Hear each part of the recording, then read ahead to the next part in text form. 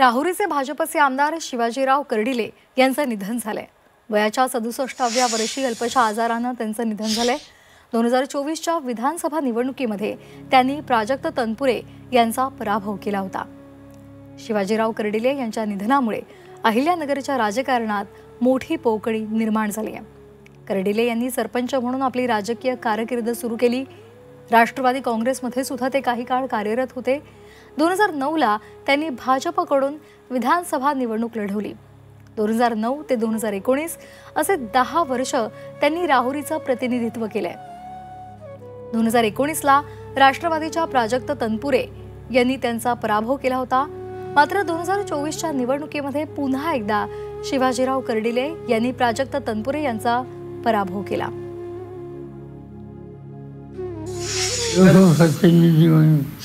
काम करणारे असा त्यांचा परिचय होता।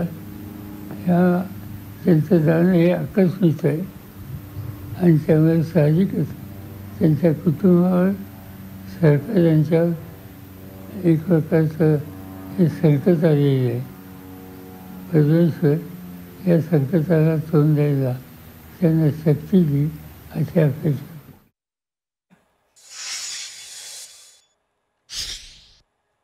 तर अहिल्यानगर जवळच्या बुऱ्हानगर गावचे ते सरपंच होते। आमदार, माजी मंत्री असा राजकीय प्रवास त्यांचा आहे। 1995ला प्रथमच अपक्ष आमदार म्हणून ते विधानसभेवर गेले।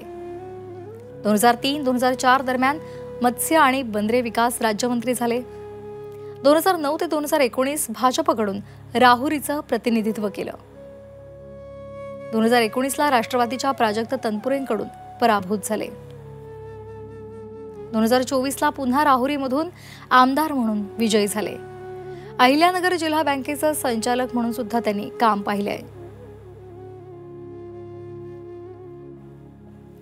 तर या संदर्भात भाजपचे प्रदेश अध्यक्ष रवींद्र चव्हाण यांनी ट्विट केलेलं आहे, आपण पाहूयात।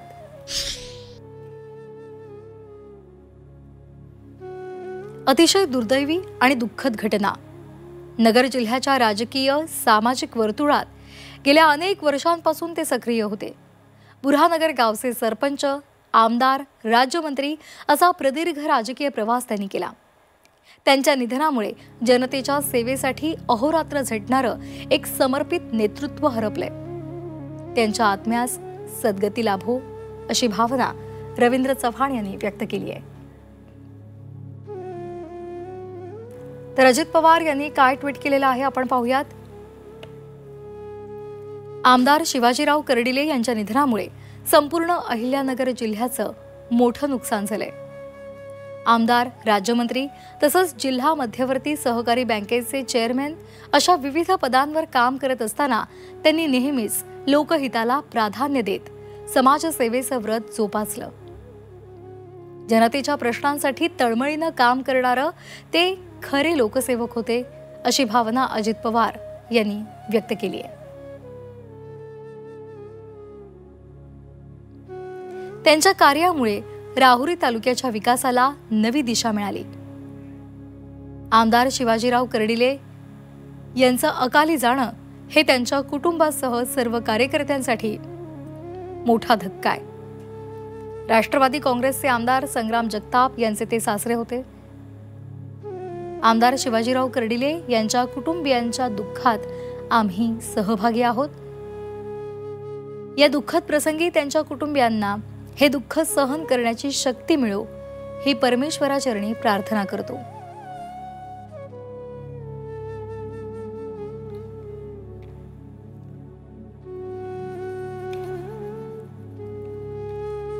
तर त्याचबरोबर प्राजक्त तनपुरे माजी आमदार यांनी सुद्धा भावना व्यक्त केल्या आहेत। राहुरी पाथर्डी नगर विधानसभा मतदारसंघाचे विद्यमान आमदार शिवाजीराव कर्डिले यांच्या निधनाची बातमी अत्यंत दुःखद आहे। माझे ते राजकीय विरोधक असले तरी वैयक्तिक कटुता त्यांनी सहसा बाळगली नाही। सुमारे 3 दशकांचा त्यांचा राजकीय अनुभव होता। इतक्या अनुभवी नेत्याच्या जाण्यामुळे नगर जिल्ह्याचं सुद्धा मोठं राजकीय नुकसान झालंय।